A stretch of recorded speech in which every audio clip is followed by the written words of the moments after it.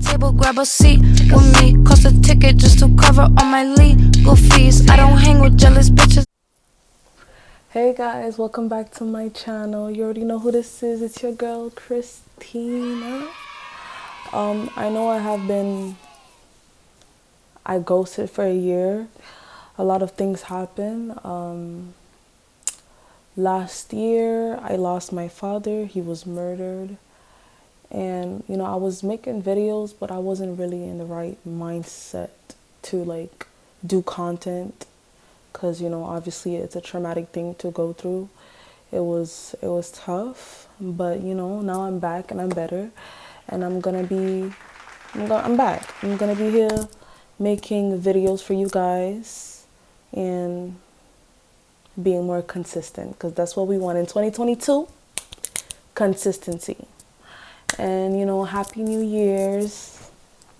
We in 2022. It's a new year, so let's get it. No more procrastinating. So today we're gonna make I'm going to make a video. The video is gonna be about basically I'm going to be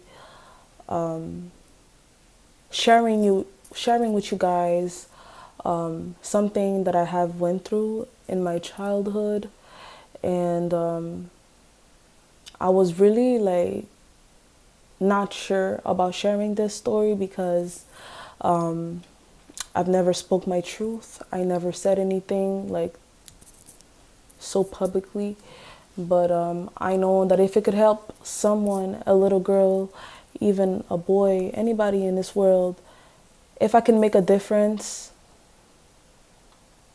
then I will. If I could, let everybody know that they're not alone in their situation, I will do that. I will be the voice. And so we're gonna get right into the video. So tell a friend to tell a friend. Tell your cousin, your grandma, your baby daddy, your baby mama. Ask them about me, and that's on what motherfucking period. Okay, so we're gonna get right into it. So yeah, it's so weird because I've never like said anything like out loud. So when I was around about 8 or 7 years old,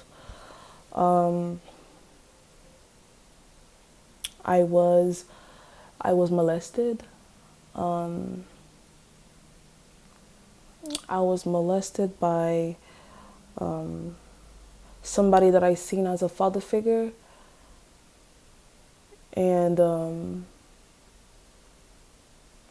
going through that as a child, like I don't know how to explain it. Like, where do you even start, right?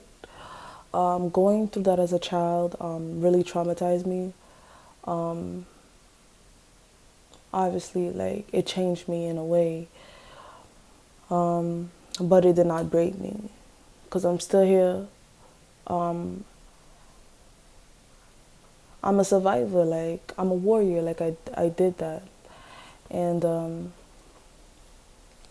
yeah, so when I was younger, I was molested by somebody that I was seeing as my father figure. He was in our lives, and at first he didn't give out that vibe. I thought it was somebody that obviously that I could trust. And like I said, my father was not consistent in my life, so he was a consistent person in my life, and to me that felt good, because my father was there in and out, and to have somebody not replace him, but somebody that was there who was filling up those shoes I felt at the time, it was okay. But then obviously his mask fell off and his true colors started coming out. And the first time it happened, it was, I'm not gonna go in details because it's freaking weird. But the first time it happened, like, I was in shock, I was in disbelief. I was trying to tell myself maybe what I've witnessed, of what I've seen, it wasn't what it really was, you know? I was trying to like convince myself like, no, like this did not happen, like no, like maybe I'm bugging, you know? Cuz you know, when you're 8 years old, you're a little girl, you don't ever think something like that would ever happen to you. Like, you hear stories, but you never think that it could be you, you know, because it could happen to anyone. And the first time it happened, I never told anyone. I didn't tell my mom because I felt like I wanted to keep the peace. Don't do that. I should have said something earlier, but I guess it was fear. And I'm like, you know, I don't know what he would do if, you know, I would tell my mom about it. And yeah, so I let that pass. And I kind of blamed myself for it. But never blame yourself for something like this, because at the end of the day, you are a child and the person is a grown-ass person. The person is an adult. So you're not the one to blame, so never blame yourself when things like that happen. If you have somebody who you feel like you can trust, talk about it to that person because they will help you. Don't ever think that you have to suffer in silence, because you don't. But at the time, I felt fear. Like, I felt like I couldn't really say anything. And I was like, maybe it was like a one-time thing.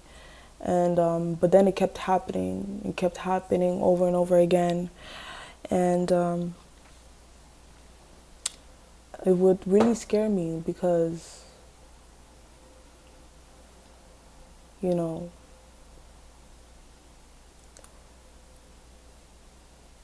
that was a man, a fucking coward.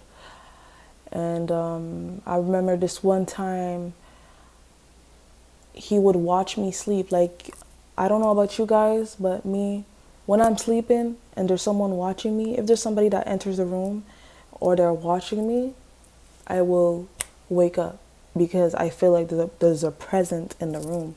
So I would wake up and I would see him stare at me, and I'm like, yo, what the fuck, bro? And this went on up until him and my mother separated. And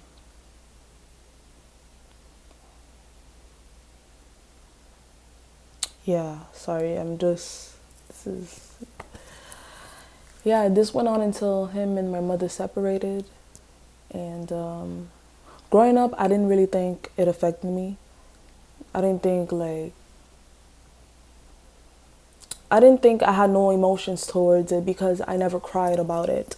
I never really made a big deal out of it. And of course, one day I had the courage to tell my mom. I think I was about 12 or 13. And sorry if I keep looking in the back because my computer and I'm working. Yeah, and just saying, so y'all don't think there's something that I'm watching. It's just my computer. But yeah, so one day I had the courage to tell my mom. I was about 12, 13, and I had decided to tell her, and I'm like, Mom, you know, this happened to me. And then she was like, what? Like, are you serious? Like, why didn't you tell me earlier? I would have done something. I would have helped you. And then she started crying, and then I started crying. It was very emotional. And then she immediately like called the police. She immediately put me in therapy. I seen a therapist, and I went to like a couple sessions, but then I stopped going. The reason I stopped going because, of course, mind you, like, y'all need to understand, it was my younger self. I was a child. So I was a teenager at this point when I went to therapy, like a preteen. I'm like, what's the point of going? We already know what happened. What's the point of talking about it? What are you really gonna do to help me here? We're just talking about something that we know that happened. That's how I thought at the time. But therapy helps. Don't ever think that you don't need therapy. If you feel like something is off and you feel like you need to talk to somebody, go see a therapist. There's nothing wrong with that. I I highly suggest that if you need to, if you don't have anybody to talk to, because they'll give you advice that somebody maybe in your corner won't be able to, give you, the help, the clarity that you need. But yeah, like I was saying at the time, I was saying, what's the point? So I stopped going, and like I said, like I didn't think it affected me, but then like how do I say that? I started like doing drugs. I was in relationships where those people didn't respect me. They could have done anything to me and I would still stay because I didn't have self-love or self-worth, and I didn't feel like I was important enough. Like what I mean by that is like I didn't value myself. I couldn't see it. Because I felt like if somebody, because they say your body is your temple. So if my body is a temple, how could somebody, a grown man, could come and violate that? You know what I'm saying? Take away my innocence at a young age, seeing things at that age that I was never supposed to see or never supposed to go through. So I didn't feel like I deserve respect or, from anyone at this point, not just men, boys, whatever. It came down to friendships, relationships, whatever. Like I would let people walk all over me because I felt like, well, that's okay, But now I'm a totally different person. You can't do to me what people used to do to me in the back in the days. I mean, I'll stand up for myself, and that's what it is. And around that time too, I had a lot of difficulty saying no. Saying no to me was very hard. Like I would say yes even if I knew I didn't want to do anything. Like saying no in general, not just when it came to what am I saying? What I mean is I had difficulty saying no. Saying no to me was very hard. In friendships, relationships, like let's say I wasn't in a mood to have intercourse and I would still do it because I had problems saying no, or I didn't want to do something else, I would still say yes even though I wanted to say no. And yeah, and I started being very rebellious. Like I was very rebellious, like around the age of 16, 15, 17, I was very rebellious. And honestly, like it's hard to say now, but I was very angry at the world. And I was very angry at my mom. Me and my mom have a great relationship today. We get along, but my younger self, I felt like I wanted her to pay So I would be disrespectful. I would leave whenever I wanted to. I didn't feel like I owed her any explanation. I left for weeks. And, as a mom, you wouldn't accept that, your daughter just doing anything and anything whenever she wants, whenever she please. And, now as an adult, I understand, she wanted to protect me from the things that was outside. But I felt like at that time, like, no, I'm gonna make you go through it. And I did as a teenager. Yeah, but I feel like I was doing all of these things because I felt invisible. Like, I wanted to be heard, I wanted to be seen. So I was doing things for attention, but not doing the correct things to get the attention that I want from my mother. And when I was younger, to me, home wasn't a safe place because me and my mom would argue. And yeah. And I would disappear and do things that I wasn't supposed to do. Like, I was popping pills, smoking weed, and doing things that I know today doesn't align with who I am. But I know that I did those things because I wanted to numb the pain.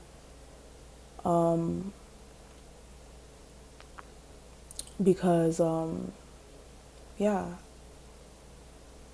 when I did those things, I felt good, you know? At least that's what I thought. When I took those things, I felt good because, like, the drugs made me feel good. And I was able to be free and say what I want. Like, it was like you know how they say alcohol is like a liquid courage? It was the same thing with drugs to me. I was able to express my feelings. I was able to cry. I was able to do all of these things that I wasn't able to do when I was sober. Express my feelings, cry, and all of these things. It's sad to say, but yeah. But then it became a habit. You know, when you take certain things, you say, no, I'm only taking it for, for an experiment, just to try. But then it became a habit. And then it became a habit, then I did not want to be sober anymore. Like, when I didn't take them, I was irritable, I was mean, like I couldn't stand to be in one place. But thank God today I'm sober, I live a sober life, and I don't even smoke weed anymore. I don't touch any of those things because I feel like if you do, if you take these things, right, because you probably want to escape certain things. We don't just smoke for no reason. We smoke because, sorry, it's not Corona. Yeah, we smoke not to just like smoke because of stress, whatever the case is, But all of these things led me to I was self-destructive, very. And I felt like, what do I have to lose, I didn't see my worth. And I had a lot of wounds, like my father being in and out of my life, that hurted me as a little girl. And that happened to me, me being molested. It cut deep. I didn't realize how it cut until I was doing everything that I was doing, and I'm like, damn, there's something that's broken inside of you. but I never wanted to acknowledge that. It was hard for me to express my feelings growing up. Like, I felt like I couldn't express myself. I couldn't be myself.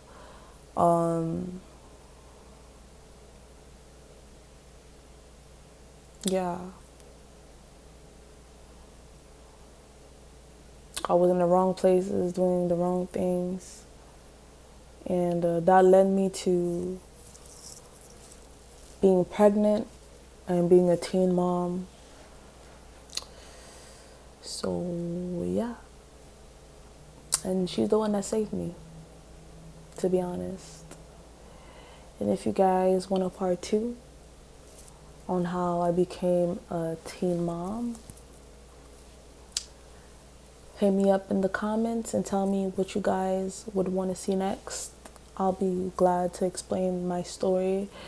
I'm here to share my testimony. I know that we could all relate, sadly to say that we could all relate, because a lot of people had gone through rape, being molested and all of that. So if I could, like I said early in my video, if I could help somebody, if I could share my story and it will help somebody to share their story, to talk, then I'll do it. That's what I'm here for. And you know what? God gives his toughest battles to his strongest soldiers. That did not break me. I'm wiser. I'm stronger. And I'm